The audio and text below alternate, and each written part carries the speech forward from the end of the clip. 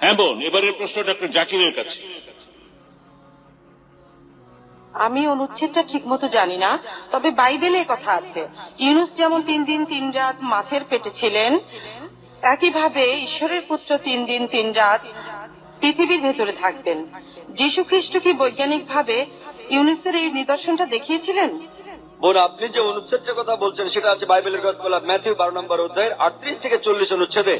যখন ইহুদিরা যিশুর কাছে গিয়ে বলল একটা নিদর্শন দেখান, অলৌকিক কিছু করে দেখান, যীশু খ্রিস্ট তখন তাদের বললেন, তোমরা অসৎ আর ব্যভিচারী জাতি, শুধু নিদর্শন খুঁজে বেড়াও, তোমাদের কোনো নিদর্শন দেখানো হবে না, শুধু ইউনুসের নিদর্শন বাদে। যেভাবে নবী ইউনুস 3 দিন এবং 3 রাত তিমি মাছের পেটের মধ্যে ছিলেন, সেই একইভাবে ঈশ্বরের পুত্র 3 দিন এবং 3 রাত পৃথিবীর বুকের মধ্যে থাকবেন। ইউনুসের নিদর্শন, নবী ইউনুসের উদাহরণ দিয়ে যিশু এক কথায় সব বুঝিয়ে দিয়েছেন। আর আপনারা যদি ইউনুসের নিদর্শনটা পড়েন, বুক অব জোনা 2 পৃষ্ঠার অধ্যায়, আর বেশিরভাগ লোকই জানেন, যদি ভালো করে দেখেন ইউনুস 3 দিন 3 রাত ছিলেন, কিন্তু যীশু খ্রিস্ট কতদিন ছিলেন? আর আমরা এটা গসপেল থেকে জানতে পারি, তাকে ক্রুশবিদ্ধ করা হয়েছিল, ধারণা করা হয়, ধারণা সন্ধ্যা হওয়ার পর তাকে ক্রুশ থেকে নামানো হয় আর একটি সমাধারে রাখা হয়।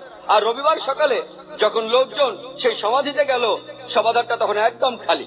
তাহলে যীশু খ্রিস্ট সেই সমাধির ভেতরে ছিলেন শুক্রবার রাতে। শুক্রবার রাতে তিনি সমাধিতে ছিলেন, শুক্রবার রাত। শনিবার সকালে তিনি সমাধিতে ছিলেন, একদিন, এক রাত একদিন। তারপর শনিবার রাতে সেখানে ছিলেন, অর্থাৎ 2 রাত আর একদিন, 2 রাত। রবিবার সকালে সমাধি খালি ছিল, অর্থাৎ যীশু খ্রিস্ট সেই সমাধিতে ছিলেন 2 রাত আর একদিন, 3 রাত 3 দিন নয়। ডক্টর উইলিয়াম ক্যাম্বেল তার বইয়ে উত্তর দিয়েছেন যে দিনের একটা ছোট্ট অংশ, সেটাকে অনেকে একদিন বলে।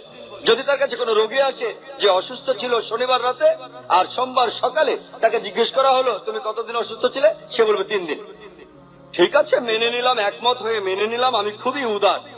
আপনি বললেন দিনের একটা অংশ মানে পুরো দিন, মেনে নিলাম। তাহলে শনিবার দিনের একটা অংশ পুরো দিন, রবিবার দিনের একটা অংশ পুরো দিন, মেনে নিলাম, ভালো। সোমবার দিনের একটা অংশ পুরো একদিন, কোনো সমস্যা নেই। যদি রোগী বলে 3 দিন, আপত্তি করবো না। কিন্তু কোন রোগী কখনোই বলবে না 3 দিন আর 3 রাত। চ্যালেঞ্জ করলাম আমি, আলহামদুলিল্লাহ, আমি অনেক রোগী দেখেছি, আমি এখনো এমন কোন রোগী দেখিনি, এমনকি খ্রিস্টান মিশনারি সহ, যে আমাকে এভাবে বলবে, বললাম সে গতকালের আগের রাত থেকে অসুস্থ, আর সে বলছে 3 দিন 3 রাত অসুস্থ। যীশু খ্রিস্ট এখানে শুধু 3 দিনের কথা বলেননি, যীশু খ্রিস্ট এখানে বলেছিলেন 3 দিন আর 3 রাত। তাহলে এটা একটা গাণিতিক ভুল, বৈজ্ঞানিক ভাবে যীশু খ্রিস্ট এই কাজটা করে দেখাননি। আর এছাড়াও যিশু বলেছিলেন ইউনুস যেভাবে ছিলেন ঈশ্বরের পুত্র সেভাবেই থাকবেন। ইউনুস কিভাবে ছিলেন? ইউনুস সেই তিমি মাছের পেটে ছিলেন, কিভাবে? সেই মাছের পেটে মৃত না জীবিত?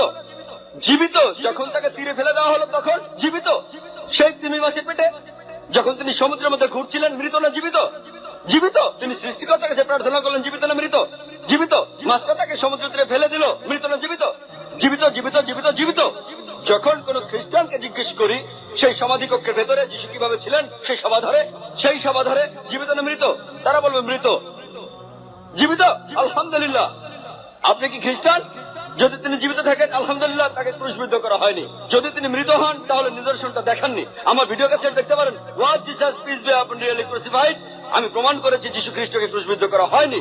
পবিত্র কোরআনে সূরা নিসার 157 নম্বর আয়াতে উল্লেখ আছে, ওয়া মা কাতালু ওয়া মা সালাবুহু, তাহারা তাহাকে হত্যা করে নাই, ক্রুশবিদ্ধ করে নাই, কিন্তু তাহাদের এরূপ হইয়াছিল। ধন্যবাদ ডক্টর নায়েক। ডক্টর